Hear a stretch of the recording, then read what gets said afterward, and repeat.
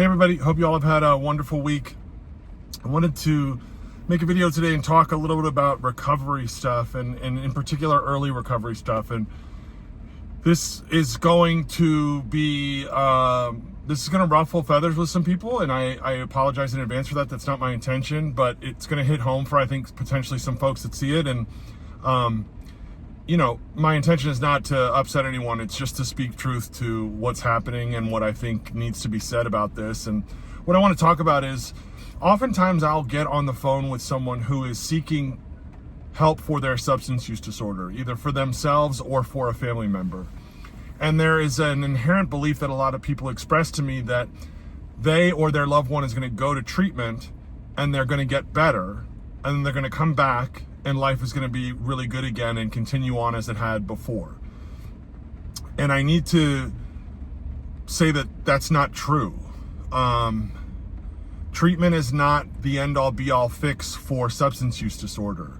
Long-term recovery requires like daily maintenance practices that have to be instilled in a person, and that starts with a treatment stay, but it most certainly doesn't end there. So, you know, when someone goes to primary treatment, that what I mean by that is detox residential treatment, right? Typically a 30-day stay.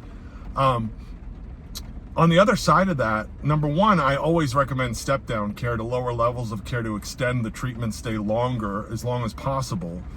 But if someone is in a position where they can't do extended care and they have to return to their life, full integration into a recovery program as soon as they return home is absolutely necessary. What I would hope that would look like, again, if you can't do extended care in the model as it exists within treatment, which is partial hospitalization, down to intensive outpatient, down to outpatient. If you have to go home and return to life, at the bare minimum, you need to be seeing a private therapist and be fully integrated into whatever recovery program you've determined is the one for you, potentially and probably a 12-step program. That means actively getting a sponsor, working the 12 steps, going to meetings with regularity, having a home group, all these things. You have to start doing that as soon as you get back.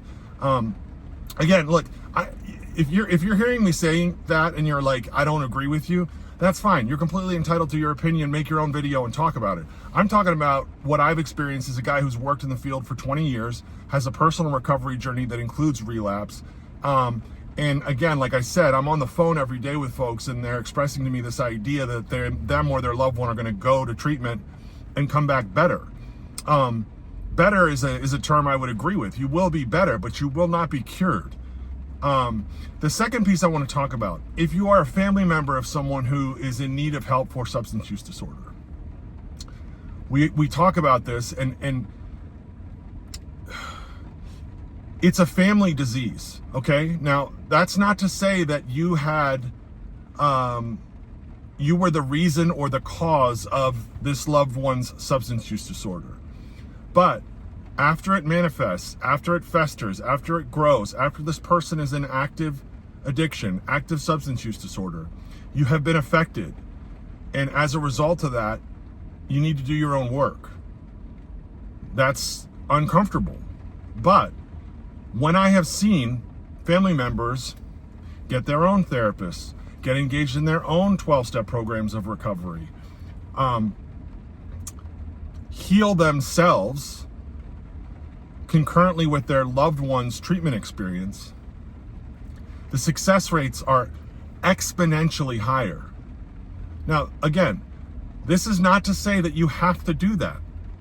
There are plenty of people who sit in the position that this is their problem, they need to deal with it, I'll help them get help for it, but I'm not going to do anything myself. That can still lead to a successful outcome. I've seen that happen for sure. But if you want to live like the fullest, richest, most complete recovery experience possible, doing your own work as a family member or loved one of the person seeking actual treatment is incredibly beneficial. So I just felt it was important to spell this stuff out. Again, like, I'm not trying to ruffle feathers or piss anybody off, but I just need to be honest about what I experience in my day-to-day life as a professional in the space. And hopefully this helps someone get a deeper understanding of what it actually looks like to seek help for themselves or a loved one. Hope you guys have a great weekend. Bye.